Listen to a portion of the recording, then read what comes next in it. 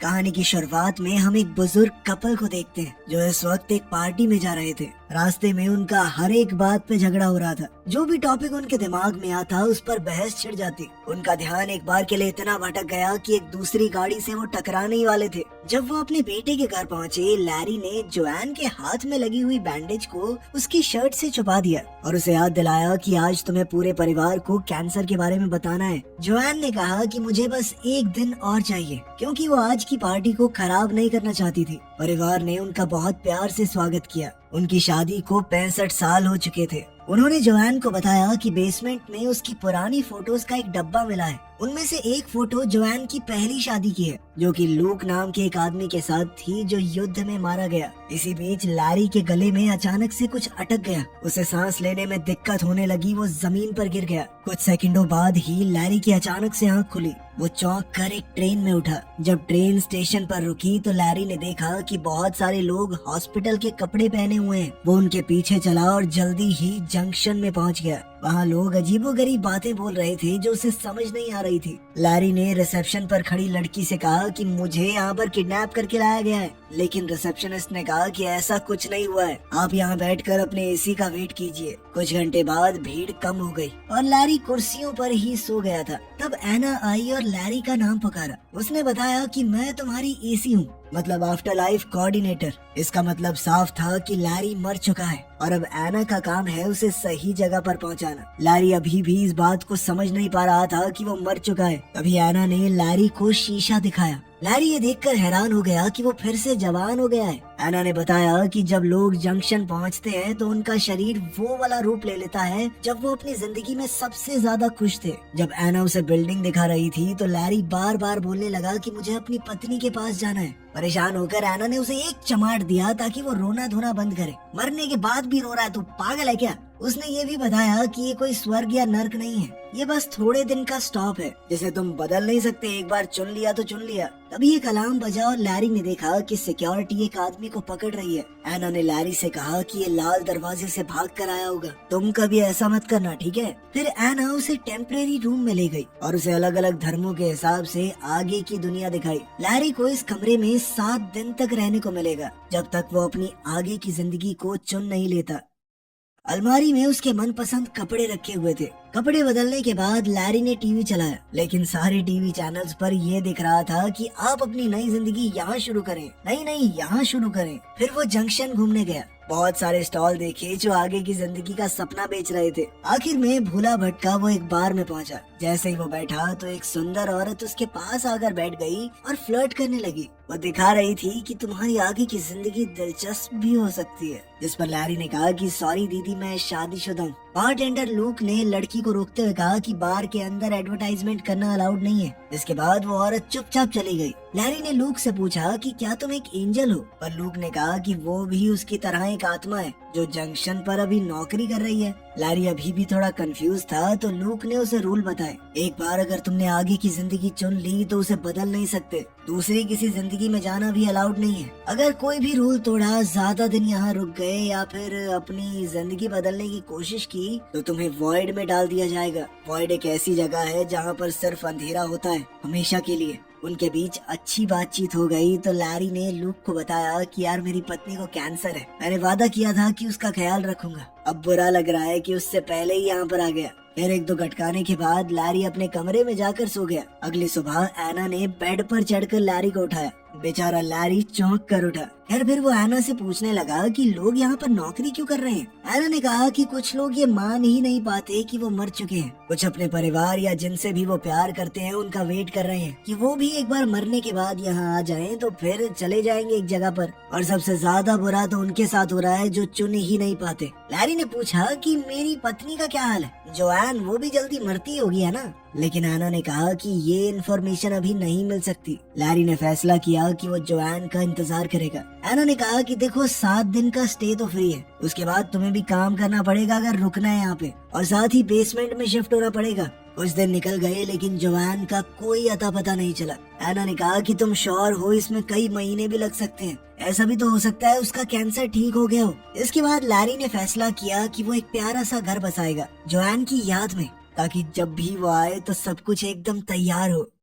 उस रात लैरी ने अपनी पत्नी के लिए एक चिट्ठी लिखी। उसी वक्त कैंसर से जोआन मर गई और वो भी ट्रेन में उठी। अगली सुबह एना लैरी को उसकी नई जिंदगी की तरफ ले जा रही थी। लैरी ने एना को चिट्ठी देकर कहा कि जोआन को दे देना, लेकिन एना ने कहा कि ये रूल्स के खिलाफ है, अगर हो पाया तो कर दूंगी, पक्का नहीं कह सकती। लैरी अब स्टेशन की तरफ गया जबकि जोआन ट्रेन से उतर रही थी। एस्केलेटर पर लैरी ने अपनी पत्नी को देखा, लेकिन जोआन ने उस पर ध्यान नहीं दिया। बेचैन होकर बेचारा लैरी भी वापस हो लिया। वहाँ जोआन शीशे में अपना जवान चेहरा देख रही थी। दोनों मिले और प्यार से गले लगे। जोआन पहले ही समझ गई थी कि वो मर चुकी है। उसने लैरी को डांटना शुरू कर दिया कि इस तरह से कौन मरता है, बेवकूफ हो गया, ध्यान से नहीं खा सकते। तभी वहाँ रायन आया जो कि जोआन का आफ्टर लाइफ कोऑर्डिनेटर है। वो जोआन को लैरी से अलग करके उसके पहले पति लूक के पास ले गया, जो बेचारा 67 साल से उसका इंतजार कर रहा था। जोआन लूक को देखकर बहुत इमोशनल हो गई। तभी लैरी बीच में कूद पड़ा, अरे कुछ नहीं होता, लोग मर जाते हैं यार, नॉर्मल चीज है, चलो बेबी अपनी दुनिया में चलते हैं, नई मैंने चुनी है आपके लिए। लेकिन जोआन को समझ नहीं आ रहा था कि ये हो क्या रहा है। जल्द ही उसे पता चला कि उसे दोनों में से एक पति चुनना पड़ेगा, इसके साथ वो अपनी मनचाही जिंदगी बसा सकती है। तभी रायन सभी रूल्स समझाते हुए उसे कमरे में ले गया। कपड़े बदलने के बाद अब रायन जोआन को उसके ऑप्शन समझा रहा था। तभी लूक वहाँ पर आया। डर के मारे कि उसे दोनों में से एक को चुनना होगा, जोआन ने दरवाजा ही बंद कर दिया। रायन का तो कहना था कि लूक बहुत अच्छा है, वो 67 साल से तुम्हारा यहाँ पर इंतजार कर रहा है। उधर लैरी एना के सामने गुस्सा निकाल रहा था। एना ने बताया कि मेरा और जो रायन है ना, मतलब जोआन का एसी, हम पहले रिलेशनशिप में थे, हमारी लड़ाई हो रखी है ना, तो वो जान के भी तुम्हारे अगेंस्ट बोल रहा होगा। लेकिन लैरी कहने लगा कि मेरी और जोआन की शादी 65 साल की है, इतने साल तो वो लुक्खा लूक जिंदा भी नहीं रह पाया, हमारे साथ बच्चे हुए, पूरी जिंदगी बिताई है हमने। उधर जोआन और लूक जंक्शन में वॉक पर गए। वो दोनों थोड़ा अजीब सा महसूस कर रहे थे। अचानक दो गार्ड्स एक आदमी को पकड़ने के लिए भागे, जो अपनी चुनी हुई जिंदगी से भाग रहा था। एक गार्ड ने लूक को हाय कहा और तुरंत जोआन को पहचान लिया, ये कहकर कि आखिरकार आप पहुंच ही गई यहाँ पर। ये सुनकर जोआन को बहुत अच्छा लगा, क्योंकि इसका मतलब साफ था कि लूक उसके बारे में बात करता है। गार्ड्स के जाने के बाद लूक ने जोआन को रूल समझाए और साथ ही अपने प्यार का इजहार कर दिया। उसने कहा कि मैं हर दिन तुम्हारे बारे में सोचता था। वो प्यारी बातें बोलता रहा और उसे किस करने की कोशिश की, लेकिन जोआन पीछे हट गई क्योंकि उसे अजीब लग रहा था। उसने कहा कि मुझे सोचने के लिए थोड़ा वक्त चाहिए और फिर जल्दी से वहाँ से भाग गई। कुछ ही मिनटों बाद लैरी जोआन के कमरे में घुस गया, बहुत सारे आगे की जिंदगी के ऑप्शन लेकर। जोआन घबरा गई और लैरी पर चिल्लाने लगी। उसने उसे भी वही जवाब दिया कि मुझे अभी थोड़ा वक्त चाहिए सोचने के लिए। वो कहने लगी कि पिछले कुछ दिन मेरे बहुत भारी थे, तुम्हारी मौत के बाद पता है मेरी बेस्ट फ्रेंड की भी मौत हो गई। इस बात से लैरी थोड़ा खुश हुआ, क्योंकि वो वैसे भी उसे खास पसंद नहीं थी। लैरी को याद आया कि स्क्वाट करने से जोआन हमेशा शांत हो जाती थी। बुजुर्ग होने के बाद से जोआन स्क्वाट नहीं कर पा रही थी, इसीलिए अब जवान होकर दोबारा से शरीर में ताकत महसूस करके उसे बहुत अच्छा लगा। उधर लैरी फिर से कुछ खा रहा था और उसका गले में दोबारा से खाना अटक गया। इस बात से जोआन अचानक घबरा गई, लेकिन लैरी हंसने लगा कि मर तो चुका हूँ, मजाक कर रहा था मैं बस। इसके बाद लैरी आराम से बेड पे लेट के रिलैक्स करने लगा, लेकिन जोआन ने उसे लात मार के बाहर निकाल दिया। जिसके बाद उस बेचारे को अपने बेसमेंट वाले कमरे में जाना पड़ा। लेकिन वापस जाते हुए लैरी ने एक बोर्ड देखा, जिसके ऊपर मरे हुए सिंगर डीन मार्टिन के शो का प्रमोशन था। जोआन को वो सिंगर बहुत ज्यादा पसंद है,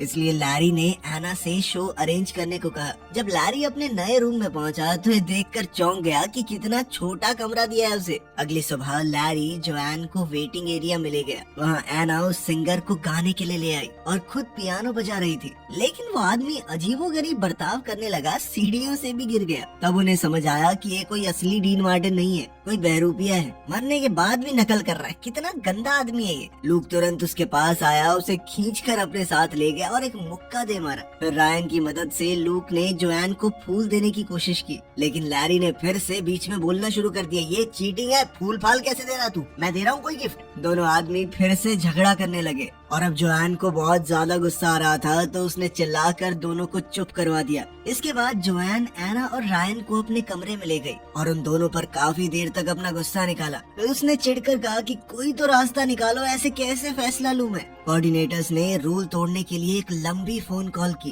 कुछ देर बाद जोआन अपने दोनों पतियों को रूम में ले आई। कोऑर्डिनेटर्स ने बताया कि तुम्हारा केस थोड़ा सा खास है, इस वजह से हमें एक स्पेशल वीजा मिला है। जोआन को 2 बार चुनने की इजाजत मिलेगी। एक बार के लिए वो लैरी के साथ अपनी जिंदगी जाकर देख सकती है और एक बार लूक के साथ। उसके बाद उसे फैसला करना ही होगा। दोनों लड़के फिर से झगड़ा करने लगे कि पहले कौन जाएगा और उनके बीच में हाथापाई होने लगी। इसलिए जोआन फिर से चिल्ला पड़ी। उसने कहा कि पहले कौन जाएगा ये हम टॉस करके पता लगाएंगे। फिर से बहस शुरू हो गई। इस बार रायन ने दोनों को रोका। लैरी ने सिक्का उछाला और लूक जीत गया। ट्रेन राइड के दौरान लूक और जोआन पुराने दिन याद करते रहे। जल्द ही वो एक खूबसूरत पहाड़ पर पहुँचे जहाँ साफ आसमान और हरा भरा जंगल है। घूमते हुए दोनों ने बहुत मजे किए एक दूसरे का हाथ थामकर। शाम को रेस्टोरेंट में डिनर हुआ। जोआन बार बार अपने बच्चों और पोता पोतियों के बारे में बात कर रही थी। इससे लूक थोड़ा अनकंफर्टेबल हो गया। लूक ने कहा कि मुझे बुरा नहीं लगा, बस ये सोचकर थोड़ा दुख होता है कि तुम्हें ये जिंदगी मैं नहीं दे पाया, पर उसे इस बात की खुशी है कि जोआन ने एक अच्छी जिंदगी जी। जोआन ने कहा कि मैंने कुछ वक्त तक तुम्हारा इंतजार किया था, पर फिर क्या करती, तुम चले गए थे। मरने के बाद कोई लौट कर थोड़ी आता है। फिर लूक जोआन को एक जगह पर ले गया जिसे आर्काइव्स कहते हैं। ये यहाँ पर हर चुनी हुई जिंदगी में होती है, जहाँ आत्माएं अपनी जिंदगी की यादें दोबारा देख सकती हैं। दोनों ने अपने रिश्ते के सारे जरूरी पल देखे। वो पहली मुलाकात, शादी का दिन और जंग पर जाने से पहले का वो आखिरी वादा। जोआन ने आखिरकार फिर से लूक को चूम लिया। उसने बताया कि मैं टूट गई थी तुम्हारे मरने के बाद। यादें आगे चलती रही और लूक ने देखा कि कैसे लैरी ने जोआन को प्रपोज किया। ये देखकर लूक गुस्से में बिल्डिंग से बाहर निकल गया। उसने कहा कि लैरी ने एक दुखी औरत की फीलिंग्स का फायदा उठाया है। मौका देखकर चौका मारा है उसने। जोआन ने समझाने की कोशिश की कि ऐसा कुछ नहीं है, लेकिन लूक ने नहीं सुना। इसी बीच लैरी भड़क रहा था, क्योंकि लूक सबको बताता था कि मैं जंग में मारा गया लड़ते हुए दुश्मन से। अब इस तरह वो खुद को हीरो दिखाएगा तो कोई कैसे लड़े। लैरी को डर था कि कहीं जोआन उसे न चुन ले। इस पर एना ने कहा कि जोआन को याद दिलाना कि वो उससे प्यार क्यों करती थी। लैरी ने कहा कि मुझे तो खुद भी नहीं पता वो क्यों प्यार करती थी मुझसे, लेकिन मैं एक इंसान को जानता हूँ जो शायद बता सकती है। कुछ देर बाद लैरी जोआन की बेस्ट फ्रेंड कैरन से मिला, जो काफी बूढ़ी लग रही थी। कैरन ने बताया कि उसके सबसे ज्यादा खुश दिन तब आए जब उसका पति मर गया, क्योंकि तभी वो खुलकर अपनी जिंदगी जी पाई। खैर, कैरन ने बताया कि मुझे तुम शुरुआत में बिल्कुल पसंद नहीं थे, पर धीरे धीरे अच्छे लगने लगे। लैरी ने पूछा कि मुझे घंटा फर्क नहीं पड़ता, तुम बताओ कि जोआन मुझे क्यों पसंद करती है। कैरन ने कहा कि मुझे क्या पता, लेकिन इतना जरूर कह सकती हूँ कि तुमने जोआन को बहुत खुश रखा है। इसके बाद लैरी लूक के कमरे में गया कोई राज ढूंढने के लिए। दीवारों पर निशान है जो दिखाते हैं कि लूक अपनी मौत के बाद हर एक दिन गिन रहा था और अपनी किताब में वो जोआन की ड्राइंग्स बना रहा था। तभी लूक वहाँ आ गया और लैरी पर चिल्लाने लगा कि तूने जोआन के साथ गलत किया है। जब वो दुखी थी तो तूने मौके पर चौका मारा है। दोनों बेकार सी लड़ाई में उलझ गए। इसी धक्का मुक्की में लैरी का लेटर उसकी जेब से गिर गया। अब लूक कहने लगा कि जहाँ पर तुमने प्रपोज किया उस जगह को मैं और जोआन अपनी खास जगह मानते थे, तो सीधी सी बात है जोआन वहाँ पर मेरे जाने के बाद अकेला महसूस करेगी। तूने उसी चीज का फायदा उठा के पटा लिया उसे। अगले दिन लैरी जोआन को एक दूसरी जिंदगी दिखाने बीच पर ले गया। वो जिंदगी काफी पॉपुलर थी, तो बहुत सारे लोग थे वहाँ पर। वो दोनों बातें करने लगे और एक दूसरे को चूमने ही वाले थे कि तभी एक लड़के ने बॉल से लैरी को मार दिया और फिर मूड खराब करने के लिए कहने लगा, तुम्हें पता है मैं कैसे मरा। खैर, बाद में दोनों समुद्र में अपनी बोट लेकर गए। लैरी ने जोआन से माफी मांगी कि तुम्हारी मौत के वक्त मैं साथ नहीं था। साथ ही वो इस तरह की बातें मारने लगा कि हमारे बच्चे हमें साथ देखते तो कितने खुश होते। इस पर जोआन कहने लगी कि तुम मेरा दिमाग बदलने की कोशिश कर रहा है ना, चालाक कहीं के, बच्चों की बात किसको बता रहा है। और उनके बीच में फिर से झगड़ा हो गया। अब जोआन कहने लगी कि तुम समझ नहीं पा रहे मेरी सिचुएशन। मैंने अलग अलग वक्त पर तुम दोनों से ही प्यार किया है। तुम दोनों के साथ सारी जिंदगी रहने की कस्में खाई हैं। इस पर लैरी कहने लगा कि अगर मैं लूक की जगह होता तो मैं भी तुम्हारा इंतजार करता। वापस आकर जोआन ने लैरी के साथ अपनी बीती यादें देखना चाहा, पर लैरी ने मना कर दिया। उसका कहना था कि यादों में इंसान खुद को खो सकता है। वो जोआन को इससे बचाना चाहता था। जोआन को लगा कि लैरी डर रहा है कि पता नहीं क्या निकल आएगा। खैर, दोनों किनारे पर बैठकर अपनी पहली डेट की बात करने लगे। लैरी ने कहा कि मैं बस तुम्हें हमेशा एक बेहतर जिंदगी देना चाहता था। उधर जंक्शन में लूक को लैरी का वो लेटर मिल गया। उधर जोआन और लैरी अपनी डेट से वापस आए, एक दूसरे को चूमा तो लैरी ने कहा कि मुझे फर्क नहीं पड़ता हम कहाँ पर जाते हैं, बस साथ होने चाहिए। तभी लूक ने लैरी का वो लेटर जोआन को दे दिया। ये पढ़कर जोआन को पता चला कि लैरी तो लगभग चला गया था, बस उसने जाते वक्त उसे देख लिया तो रुक गया। फिर उनके बीच एक और झगड़ा शुरू हो गया। जोआन ने लैरी को सेल्फिश कहकर पुकारा। इस पर लैरी ने कहा, तो मैं भी तो तेरी सेकंड चॉइस था, और ये लुक्खा लूक, इसने भी बहुत सारी आत्माओं के साथ गुलू गुलू किए। इस पर लूक गुस्से में चिल्लाया कि 67 सालों में 2-4 आत्माओं के साथ गुलू गुलू कर ली तो क्या हुआ, इंतजार तो मैं जोआन का ही कर रहा था ना, आखिर आत्मा की भी कोई नीड्स होती हैं। अब दोनों कहने लगे कि एक बार चुन लो, बस हमें नहीं पता। लेकिन अभी जोआन को और वक्त चाहिए था, इसलिए कोऑर्डिनेटर्स दोनों आत्माओं को वहाँ से ले गए। कैरन थोड़ी देर बाद जोआन के पास एक ड्रिंक लेकर आई और तब जोआन फूट फूट कर रोने लगी। कैरन ने उसे संभाला और उसका ध्यान भटकाने के लिए अलग अलग फन बूथ्स पर लेकर गई। जोआन शराब पीते हुए अपनी हालत बताती रही। तब कैरन ने उसे याद दिलाया कि तुम मर चुकी हो। याद है शादी के बाद क्या बोलते हैं कि मैं तुम्हारा साथ दूंगी जब तक मौत हमें जुदा न कर दे। मौत ने जुदा कर तो दिया, इतना क्या सोच रही है, अपने हिसाब से जी अपनी जिंदगी को। उधर बार में लैरी और लूक भी काफी ज्यादा पी रहे थे। 4-4 पैग लगाने के बाद उन दोनों के बीच में भी बॉन्ड बनने लगा। वो एक दूसरे की तारीफ करते हुए कहने लगी कि वो लड़की हमारे लायक नहीं है भाई, हम दोनों बहुत बढ़िया इंसान है यार। अगले सुबह जोआन हैंगओवर में पड़ी थी, लेकिन उसने फैसला बना लिया था। उसने अपने दोनों पतियों को बुलाया और कहा कि मैं बहुत खुशकिस्मत हूँ कि तुम दोनों के साथ जिंदगी बिता पाई, लेकिन अब मैं एक को चुनकर दूसरे के लिए बुरी नहीं बन सकती। मुझे हमेशा गिल्ट महसूस होता रहेगा, इसीलिए मैं तुम दोनों को ही नहीं चुनूंगी। मैं अपनी बढ़िया जिंदगी जी रही हूँ, तुम अपनी जियो। बाद में जोआन तैयार हुई और फैसला किया कि वो कैरन के साथ अपनी आगे की जिंदगी बिताएगी। दोनों दोस्त मजे करेंगे। उधर लैरी ने लूक को बताया कि तुम सही थे, मैंने उस जगह पर इसलिए प्रपोज किया था क्योंकि मैं तुम्हारी यादें जोआन के दिमाग से निकाल देना चाहता था। मर भी शायद इसलिए गया क्योंकि तुम्हारी शादी की पिक्चर देख ली थी। इस पर लूक ने भी जवाब दिया कि तूने जोआन के साथ जो जिंदगी जी है उससे मुझे भी बहुत जलन होती है। फिर लैरी को याद आया कि उन सब का शरीर वैसा दिखता है जैसे वो अपनी जिंदगी के सबसे खूबसूरत पलों में दिखते थे। लूक बिल्कुल वैसा दिखता है जब जोआन उससे शादी करने को मान गई थी। लैरी वैसा दिखता है जब जोआन उसके दूसरे बच्चे के साथ प्रेग्नेंट थी। ये सोचकर लैरी को अचानक से कुछ समझ आया। वो भागकर जोआन के पास गया। स्टेशन पर लैरी ने जोआन को ट्रेन में ढूंढ लिया और उससे कहा कि एक आखिरी बार बात करने के लिए नीचे आ जाओ। उसने कहा कि तुम्हारे बाल लंबे हैं, हमारी शादी के दौरान तुम्हारे बाल छोटे थे। इसका मतलब ये है कि तुम लूक के साथ जब थी तो वो तुम्हारी जिंदगी के सबसे खूबसूरत पल थे। तुम उसे चुनो ना, हमेशा खुश रहो। पहले तो जोआन ने मना किया, लेकिन लैरी ने कहा कि यही सही है। दोनों रोते हुए एक दूसरे से आखिरी बार गले लगे। कुछ समय बाद लूक और जोआन अपनी आगे की जिंदगी के लिए ट्रेन में जा रहे थे। लैरी जंक्शन में घूम रहा था क्योंकि वो नहीं जानता उसे कहाँ जाना है। तब उसने देखा कि एना और रायन वापस साथ आ गए और उसे उनके लिए खुशी हुई। उधर लूक और जोआन ने अपनी नई जिंदगी शुरू की। वो एक दूसरे के साथ खुशी खुशी रहने लगे। लेकिन समय के साथ जोआन को डाउट होने लगा। वो अपनी पिछली यादें देखने गई और लैरी से पहली मुलाकात वाली मेमोरी देखी। अगले कुछ दिनों तक लूक जोआन को अलग अलग एक्टिविटीज पर ले गया, लेकिन जोआन को कुछ भी अच्छा नहीं लग रहा था। हर रात वो आर्काइव्स में जाकर लैरी के साथ अपनी जिंदगी को देखती। क्लर्क ने कहा कि इतना ज्यादा यादों में रहना सही नहीं होता, आगे बढ़ना जरूरी है। एक रात लूक ने कहा कि कितनी परफेक्ट जिंदगी है ये, लेकिन जोआन के पास कोई जवाब नहीं था। अगली सुबह लूक फिर से किसी हाइक पर जाना चाहता था, लेकिन अब जोआन टूट गई। उसने कहा कि उसने लूक को चुनकर गलती की। इस पर लूक गुस्सा हो गया और चिल्लाने लगा। जोआन ने समझाया कि मैं तुम्हारे साथ सबसे ज्यादा खुश थी क्योंकि वो जवानी का प्यार था, ना घर के किराए की टेंशन, ना नौकरी की, ना बच्चों की। लेकिन प्यार सिर्फ अच्छे पल नहीं होते, उसमें अच्छी बुरी यादें सब होती हैं। उसने कहा कि तुम 67 साल पुरानी जोआन से प्यार करते हो, लेकिन मैं अब बदल चुकी हूँ। जोआन ने फैसला किया कि वो वापस जाने की कोशिश करेगी, चाहे पकड़े ही क्यों न जाए। वो रोते हुए बोली कि मैं तुमसे प्यार करती थी, लेकिन अब लैरी से करती हूँ। कुछ घंटे बाद जोआन भागने का प्लान बनाते हुए चाकू से दरवाजा खोलने की प्रैक्टिस कर रही थी।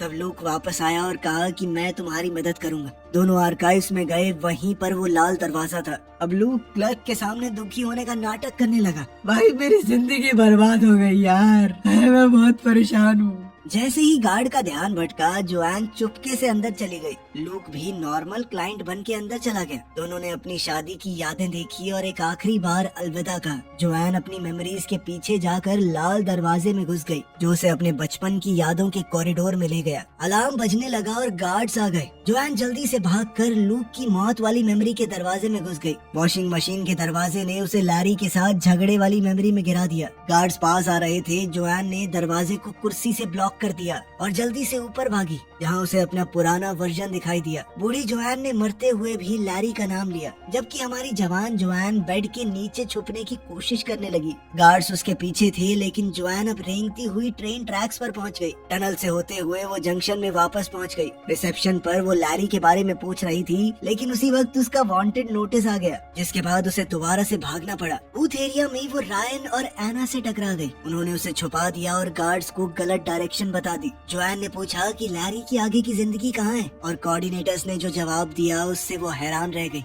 लैरी को तो जोआन के बिना कोई जिंदगी चाहिए ही नहीं थी। अब वो भागकर जल्दी से लैरी के पास पहुंची, जो बारटेंडर का काम कर रहा था। दोनों ने एक पैग लगाया, जिसके बाद जोआन ने लैरी से कहा कि तुम मेरे साथ चलो, लेकिन मैं पहले ही बता दूं कि मैं रूल तोड़कर यहाँ पर आई हूँ, मेरे साथ फंस सकते हो। लेकिन लैरी ने बिना सोचे समझे हाँ कह दिया। कुछ पलों बाद उन दोनों ने एक ऐसी जिंदगी चुनी जो बिल्कुल उनके शादी वाले घर जैसी है, जिस मोहल्ले में उन्होंने अपनी पूरी जिंदगी बिताई थी। इसी के साथ दोस्तों ये कहानी यहाँ पे खत्म हो जाती है। बाकी आप बताइए आपको कैसी लगी। मिलते हैं आपसे अगली वीडियो में। ध्यान रखिएगा अपना। Thanks for watching.